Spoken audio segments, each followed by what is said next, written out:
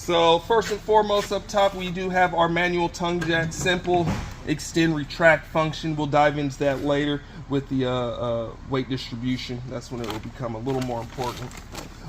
Here we have our single propane tank. Gives us about 5 gallons of propane. Okay, simple on-off feature up top. Same kind as my barbecue. Exactly. Yeah. Beyond that, we have our dual 12-volt batteries. Gives us about 150 amp hours of energy.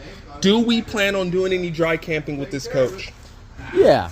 I say that to say this. This is a great amount of power if we're going to be hooked to a power source primarily. If we want to do extended dry camping runs, 2-3 days, we offer a better option battery, which would be our Alpha 2 lithium battery, okay? On delivery day, this is not a considered used. We'll take purchase price of this, apply it to that. You'll be saving a ton of money on a day like today. But just something to note, okay? And these are 150 amp hours together? Together, yes, Yeah. sir. Okay. Okay. All right. So that's the tip of the trailer for the most part. Here on the driver's side, first and foremost, water heater unit. As long as this power switch stays on and this fuse stays good, all water heater controls will be done from inside, and I'm going to show you how that works, okay? Docking station. If we want to fill our onboard water tank, we are here. And if we're going to be hooked to a water supply, we're going to be here. In the starter kit I'm going to give you today, it'll come with a brand new water pressure regulator. Make sure that screws on first, then our fresh water supply. Yep, Okay. I've heard the horror stories about not using that, forgetting to use that. All the water. Yeah, a little waterfall coming out of the back of the trailer is what I heard. Exterior shower. Here we have our stabilizer jacks. Make sure we're never using these to lift or level the coach, only to provide stability. Yep. Beyond that, we have our fresh tank drain, okay? And then here we have our sewer outlet, okay? Do note, black handle is toilet waste, gray handle is sink and shower used water. When it comes down to draining, we're always going to start with our black handle first, pull it out, let the sewage run until it stops. Then we're going to come over here and hook up a fresh water source to our black tank flush, okay? Hook it up, activate that water source, and let it flush for about a minute while that handle is still open, okay? Once we achieve that, we are going to power this source down first. We're going to let the residual water continue to flow until it pretty much stops. Then we'll close the black handle and open gray. Yeah, I mean, take-home messages, don't close that and have water going into there. And You do not want to do explode that. tank, yes. Yeah, okay, makes sense. Open gray, no flush necessary. When done, close gray, and you're done with sewage. Pretty smooth. Was there a thing that I heard in a video or something like that where you can use the gray to flush out the black? That's kind of why you do gray second. You know, this should only be used soapy sink and shower water, so ultimately it's going to be a much fresher type of sewage than our black. You know, that's toilet.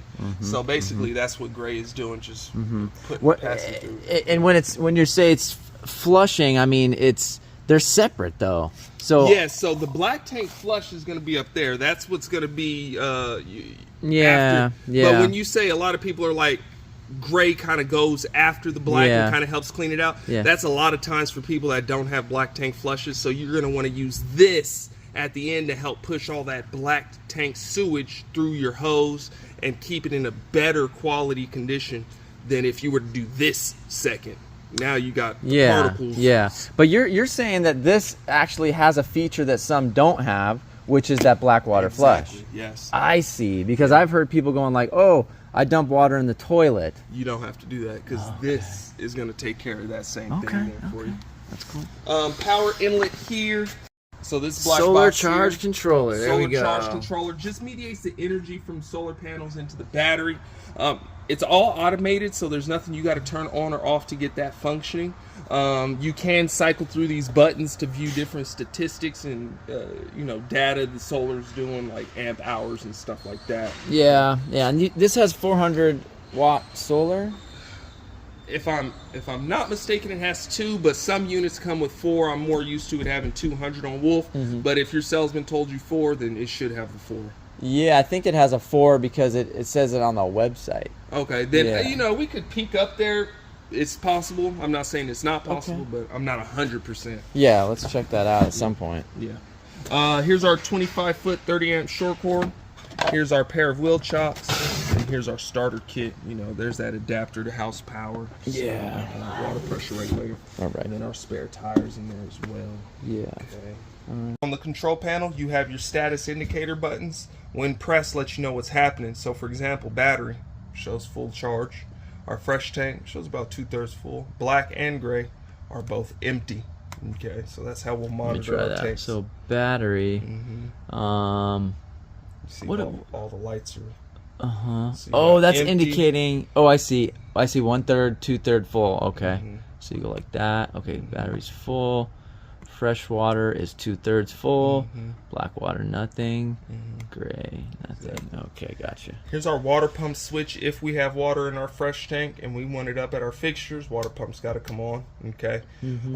If you're hooked to city water, you don't need water pump on. It's pressurized coming in. Yep. Okay. Makes sense. Heated tank switches, in case we're somewhere it gets below freezing, turn the heated tanks on during the times it can be freezing. It's going to help keep everything liquid in the tanks fresh, black and gray. Awning light switch for the LED awning light outside. Just so I have this straight, you know, like this right here is for if you're going to where it might be freezing. This protects the pipes and all that stuff by Yeah. giving a little bit of heat to them. Heat to them so it doesn't freeze. Yes. Got it. All right. Okay.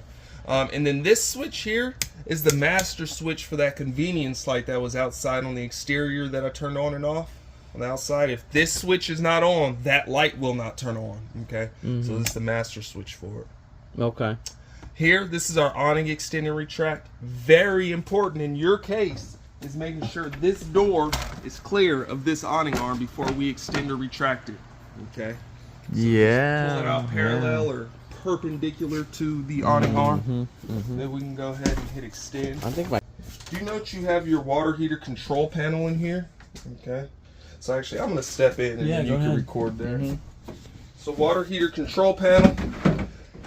So as long as that main power switch outside is on and the fuse is good, all water heater controls will be done from inside. So you can use these up and down arrows to select the end temperature of the hot water. 115 is about average. So when we want hot water, all we got to do is turn it on. Okay. We'll notice on the water heater control panel, it shows the faucet's on, the water pump is pumping. And here shortly, a second, there it goes. Now it's actively heating the water. So soon thereafter, we should be able to come over to our water source. Let's see if I can fill it. There it goes. If you want to give it a feel, Yeah. it's starting to heat up. Yeah. It'll get up to 115 degrees. Here. Okay. So it's like an on-demand thing, and basically there's a power switch outside with a circuit breaker, and then from there everything else is controlled here. Basically, yeah. Yeah. Now, if you're, oh, actually, nope, that one doesn't have a water heater switch. So yes, you're correct. All of this is done here at this panel. Yeah. Below, quarter step on the toilet pedal. We'll fill it with water before we use it. Pretty critical.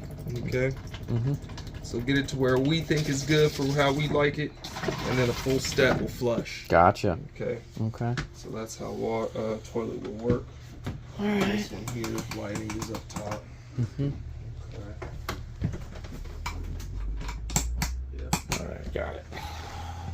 Here you have your furnace control. So if we want furnace, all we gotta do is click it up and over, and then furnace output is here. Okay. So that's where we'll get our hot air. I'm gonna let that warm up so you can see it's working. So as soon as you do that, it just gets the propane going, lights it, and then takes a little bit to start heating. Yep. Okay. All Yeah. automated, so you don't have to light a pilot or anything. That's cool. Here's our 12-volt refrigerator.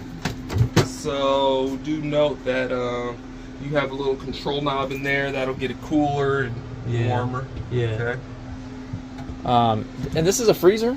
Yep, up top's freezer, down low is That's kind of, I understand that the way this works is that it goes off the 12-volt battery. yeah, this And- is a battery 12-volt refrigerator. Yeah. Again, power distribution panel, all of your fuses and breakers located here. Next to that, you have your carbon monoxide detector and then our battery disconnect. Very important on this coach. if we're gonna store it for anything, I would say over 3-4 days at one period of time, make sure we come over here, turn this to the off position, pull the key out. What that does is it disconnects the battery from the coach, increasing the battery's lifespan, okay? Yeah. If we forget to do that, parasitic draw, the battery's dead in a matter of a week or so, you know what I mean? And these batteries are AGM? These are not. These are flooded acid batteries. That's Okay. So they want to be just charged up all the time. They're not deep cycle or anything. They are deep They cycle. are deep cycle? Yeah, yeah. Okay. RV But batteries. you just want to keep them charged all the time. So you said if you're not using it for 3-4 days, turn off the battery switch. Yep. All right. Yep. All right. And then carbon monoxide alarm and let's see, carbon monoxide and propane gas alarm. That's kind of cool. So if kid comes in here and turns on the stove, it'll set off an alarm. Yes, sir. You know what I was kind of wondering too is they must sell like a Bluetooth connected deal where you could be somewhere else and know right away if you're getting an alarm in your RV. I'm pretty sure they got I something mean, like that going on. yeah. And then you would need Wi-Fi and stuff I'm gonna get Wi-Fi. because it'd have to be, Yeah, I'm transferred gonna get via Wi-Fi. Here we have our stovetop. Pretty simple, just twist and turn. Yeah. You consider this your warranty packet. It's just documentation for different appliances that are inside the coach. So that's your warranty packet, essentially. Here we have our keys. So it should be about that easy, huh? Or is it supposed to be a little tighter? Well, Depends on how much you cranked it up, right? exactly. Yeah. And I don't think I had this chain sitting all the way back, so let me try it again. Yeah, that's too tight. Too tight? Because once we put power on it, pressure on it, Uh-huh. it's going to get even tighter. So,